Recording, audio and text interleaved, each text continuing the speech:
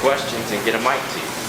Everybody, just with it being Veterans Day, I want to make sure that I acknowledge just the men and women that have served our country and currently do, and say thank you for all that you do, the sacrifices that you make, and the opportunities that you provide and have provided to myself and all of those that enjoy what we have here inside of this country. So thank you very much. Yesterday, announcement of our facility, new facility, the expansion, just the support that is here at Tennessee is so unique, and I've said that from the moment that I've gotten here. It's a huge part of why I wanted to be here, but it's even better than I anticipated once I've been inside of the program. And we talk a lot about the student-athlete experience, and certainly this is going to have a huge impact on that. We want to provide the best student-athlete experience in America. I think the culture that we've built inside the building is leading to that for sure, and now you have all the bells and whistles and resources that provide unique opportunities for your student athletes to become their best, but to enjoy their teammates at the same time, and very appreciative of those that have helped provide that opportunity. Can't wait for it to be finished here in the near future. Obviously this week, Georgia, a really good football team in all three phases of the game. Excuse me. Really good personnel across the board. They're playing at an extremely high level. Huge test for our football team. Have had a great week of preparation. Excited to get to game day and go compete with our guys. Looking forward to that opportunity. Questions? Start in the back with David. Get a mic to you. Hey, Coach, as you get ready for this tough Georgia defense, what are some of the things that they do really well that make them so hard to score against? Yeah, I'm not sure there's anything that they don't do really well. Schematically, they understand what they're doing defensively. They don't bust. They have their eyes in the right spot. They tackle extremely well out in space. They got good cover guys. They're big, long, physical up front. I think they're really unique in that they got 22 plus guys that are going to play on that side of the ball. They're extremely deep. It's a huge test for us, and for us, I think big football game. You can get caught up in the emotion of the game. I think we got to play with a ton of passion, not get caught up in the emotion of it.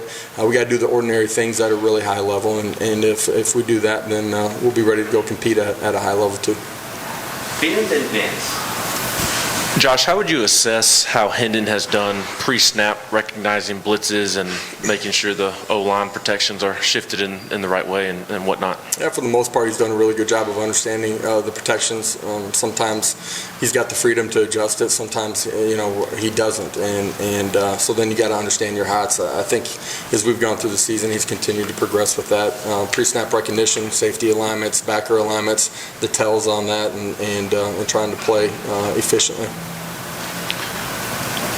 Josh, obviously, as you know, Brock Bowers, really successful at Georgia. They have a couple other big tight ends as well. One, what do you think of their group of tight ends? And two, how do you think you guys have defended the tight end position this year? I think we've defended it well at times. They're a huge part of what they do offensively, playing 12 personnel a lot, and they do that because that group plays and competes at a really high level. They do a really good job in the run game. They do a good job in the play action pass from inside the core, but they're able to split those guys out and use them as wide receivers and try to find mismatches, where they can use their length to their advantage. We have to be dialed into our keys all day long. That's your second level linebackers and then your safeties in particular too. Wes and Mike.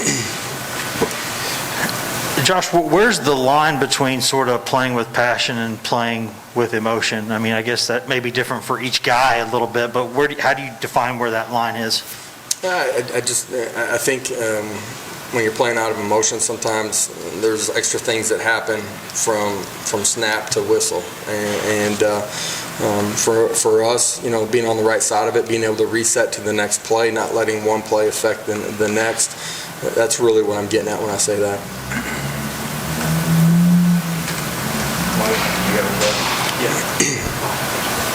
Yeah, Coach, early on we saw Clemson and South Carolina get deep into the Georgia secondary with some deep plays. I think South Carolina had 4 plays over 35 yards. Why haven't we seen more teams have the sort of success that other teams were having earlier this year against Georgia? because they got really good personnel on the back end and in the front four. And, their backers, if they decide to bring pressure, have a tendency to get home. Combination of those two things make it difficult. Vince? Obviously, Georgia's been going with Stetson Bennett as of late, but Daniel's certainly very capable as well. Do you do prep for both, or how do you kind of handle that potential situation? Yeah, both those guys, play fairly similarly when they're in the football game. I don't think their offense changes a whole lot, based on who's in there. So you prepare for what you're seeing, the personnel groupings. You understand, what you're seeing from the quarterback position. Got to do a great job of bottling them up. You got to get pressure on them. At the same time, can't let them escape the pocket. Patrick and West? Coach, obviously Georgia's defense gets a lot of attention, but they're scoring 38 points a game. What do you see in their offense that makes them be able to put up so many points? They got a good offensive line, got good skill players, quarterback that's playing super efficient. They're a good football team across the board. Offense, defense, special teams. That's why they've played the way that they have in all three phases. Josh, a couple of things. One, did you, it looks like watching this season, your receivers have been behind secondaries kind of all season long. As you got through camp, as you got to know this team, did you expect they were going to be able to do that? Because you just don't always see that much separation like those guys are getting. I thought our guys continued to grow as players, and each game unfolds differently, and your matchups are different. Those guys have done a good job when asked to beat the guys that they've gone across, and have found a way to get behind people at times during the course of the year. This is our biggest test. At this point, just the way this defense is playing. Also, we'll give it a shot. Tyon, Jabari, Warren, any update there? You're just going to give it a shot? Yeah, see what happens. Okay. We always make those decisions based off of Friday's practice, so we'll see where we're at. Good try, though. Okay. In the back, then Eric and Austin.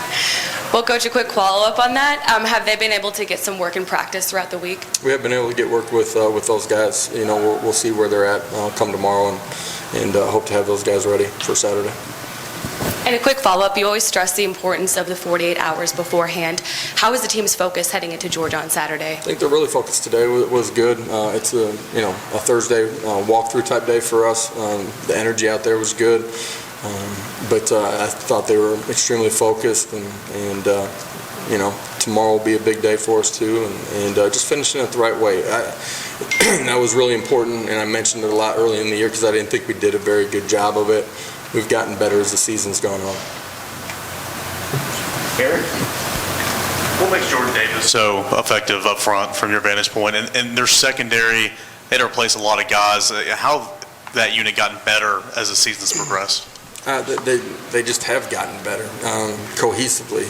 As the year goes on, you continue to grow in understanding of your schemes, your alignment, your technique, and they've created turnovers. They've flipped the way the game has been played. You look at the Florida game, it's a 3-0 ball game with, 2:30 left in the game, something like that. And, it's a 21-point outburst real quick by them. You got to do a great job of managing the football game. You can't not be aggressive, but your kids got to understand they got to be smart too. Other questions? Coach, Kirby referenced your time at Missouri and said you've added some wrinkles since then. Could you elaborate on if there are some changes philosophically, and then also how many similarities do you see between what Kirby and Georgia's doing now versus 2016, 2017? Yeah, some similarities, dating back to 2014 or 2014 Sugar Bowl. There's similarities to what they do schematically, to them growing and changing, and you're different because of your personnel. And for us, we've been different every year, let alone every different stop that we're at, because your personnel changes from who your tight ends are to your offensive line to what your quarterback feels comfortable with. You continue to evolve in this game. Anything else, Coach? Guys, Thank you. Have a great afternoon. Thanks, John.